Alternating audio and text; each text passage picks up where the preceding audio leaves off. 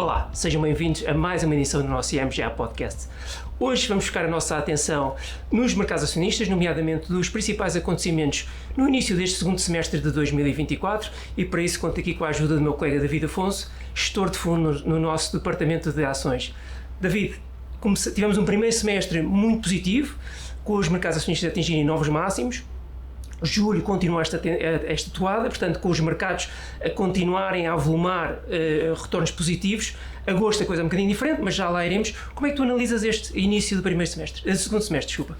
Bom, efetivamente, quem olhar apenas para os retornos do mês de julho, com ganhos muito ligeiros nos principais índices globais, vê que houve esses retornos muito ligeiros, se calhar passa-lhe ao lado a turbulência que aconteceu intra-setorial, intra-estilos, ou seja, para nós foi mesmo um mês vivido com muita intensidade. O que é que aconteceu em julho? Basicamente, houve uma reversão muito grande de momentum. Esta definição do momentum, nós já falámos aqui no passado dos podcasts, e tem simplesmente a ver com a questão do ímpeto das ações, ou seja, se elas estão com uma tendência ascendente ou com uma tendência descendente.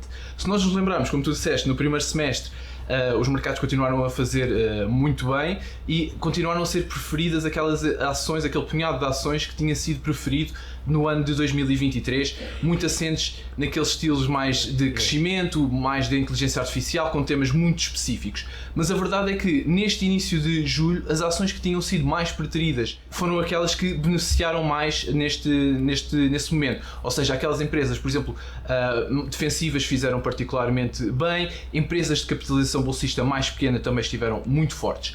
Outra questão importante, mas que também está de alguma forma relacionada, é a questão da abrangência dos retornos. Como eu referi, em 2023 tivemos uma performance muito boa, mas basicamente sempre assente em 5, 6, 7 nomes, as 7 magníficas, que puxaram muito pelo mercado, e a verdade é que essas outras empresas que tinham ficado um pouco mais esquecidas fizeram bastante bem no mês de julho.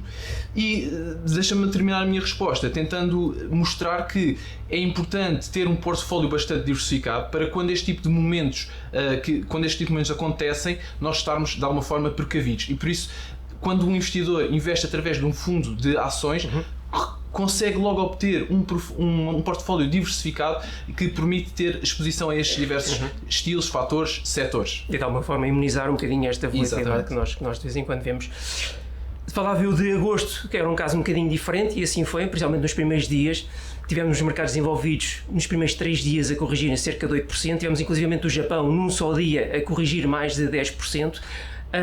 Muito se falou sobre isto, a verdade é que se calhar não há uma só razão, mas há diversas razões, mas se calhar uma ou outra sobressaiu para estas correções. Sim, o que é que tens a dizer? Há uma particular que efetivamente condicionou ali os mercados numa segunda-feira um pouco negra para os mercados, mas deixa-me iniciar a minha resposta tentando dar um pouco de contexto para tentarmos perceber porque é que depois aquele movimento final foi assim tão importante.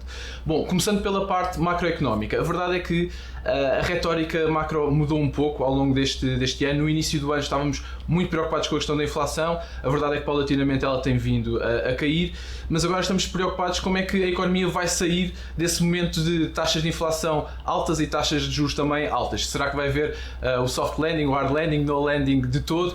Portanto, a retórica passa agora um bocadinho mais para o lado do crescimento e não tanto para a inflação. Depois, um segundo fator, mas que está de alguma forma obviamente relacionado com o primeiro, foi a questão da época da apresentação de resultados. É assim, a época da apresentação de resultados, esta última, não foi má. As taxas de crescimento das receitas das empresas do S&P rondaram os 5%. Não podemos dizer que estamos em contração, por exemplo. Sim. Mas a verdade é que, se olharmos, por exemplo, para o número de empresas que bateu as estimativas, tanto nas receitas como nos lucros, foi a mais baixa de, pelo menos, as últimas 4 apresentações de resultados. Menos de metade das empresas que reportaram conseguiram bater tanto as métricas de receitas como as métricas de lucros. Um outro efeito que ainda também tivemos foi o relatório de emprego dos Estados Unidos. Tem sido muito esta questão do emprego a dar alguma robustez aos retornos, e a verdade é que o último relatório do mês de julho veio com alguma fraqueza, com alguma dificuldade da economia norte-americana em criar novos postos de emprego. Inclusivamente a taxa de desemprego subiu um pouco, portanto aqui condicionou também um pouco este efeito.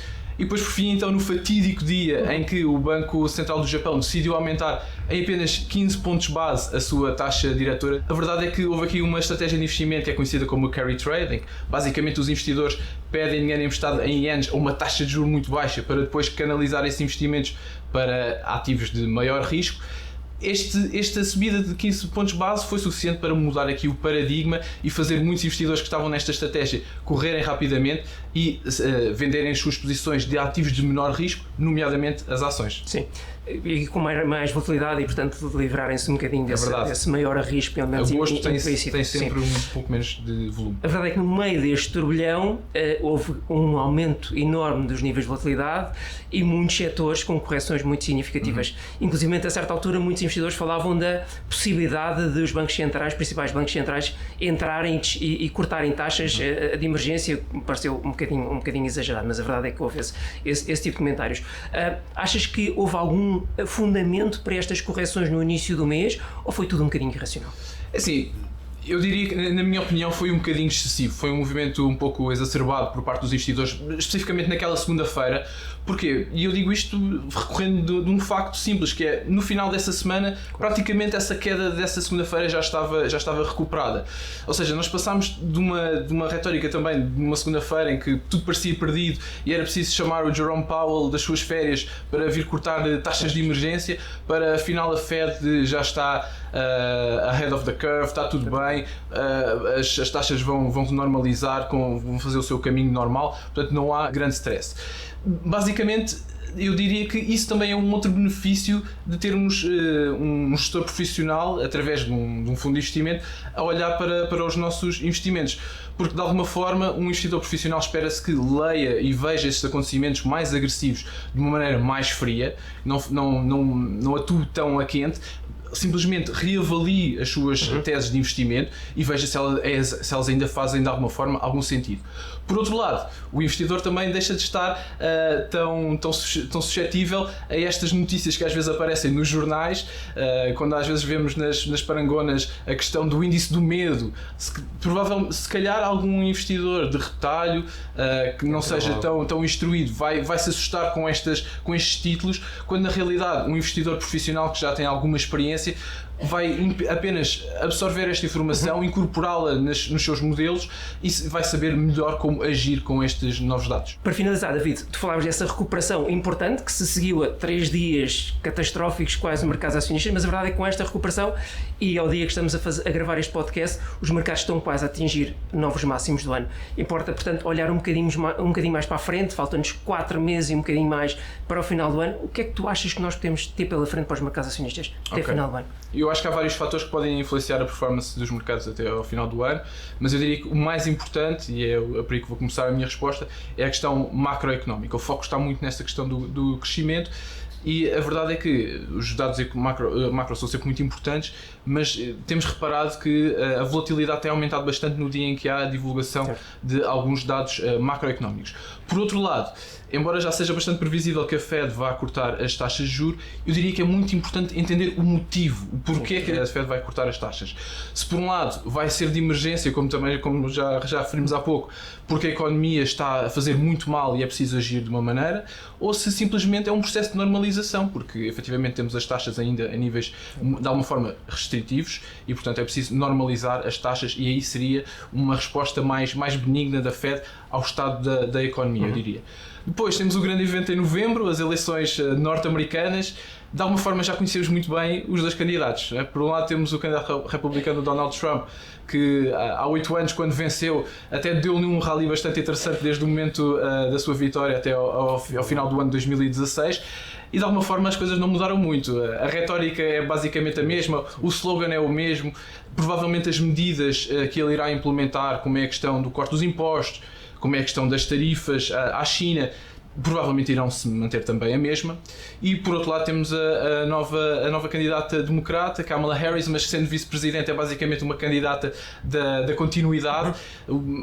A retórica dela tem passado muito pelo aumento dos apoios estatais, o que de alguma forma, e se olharmos também para as políticas do Donald Trump de corte de impostos, está sempre relacionado aqui com o nível de dívida já muito elevado do governo norte-americano.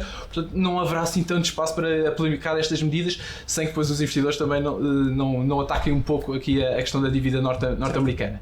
E falta também só chamar a atenção na questão das eleições dos Estados Unidos, que as estimativas atuais das previsões dos resultados mostram que o Congresso deverá estar ali muito dividido, o que será muito difícil aos candidatos, ao presidente que vencer, conseguir passar medidas de uma forma muito simples, como temos visto desde as midterms de 2022, as iniciativas legislativas têm caído bastante face a este Congresso mais dividido.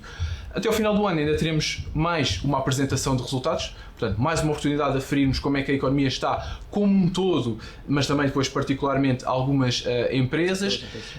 E por fim dizer-te que as estimativas, neste caso das estimativas dos resultados, não oscilaram muito na última apresentação de resultados, portanto os analistas ainda estão num modo espera e vê, e de alguma forma, do nosso ponto de vista, nós gostaríamos que os temas que nós temos vindo a dar preferência, como é o caso da inteligência artificial, como é o caso do desenvolvimento dos medicamentos para o combate à obesidade, portanto temáticas que no nosso entender vão ser estruturalmente importantes para mudar a forma como nós vemos o mundo, continuem a ter alguma preferência por parte dos investidores no que falta do final do ano. Sim, muito bem. David, obrigado pela tua presença, obrigado também a todos que nos acompanharam na visualização deste podcast. Desejo a continuação de boas férias, se for caso disso, e aproveitem este período de descanso para subscrever as nossas redes sociais em @IMGestãodeativos. Desejamos a todos bons investimentos e até ao nosso próximo podcast.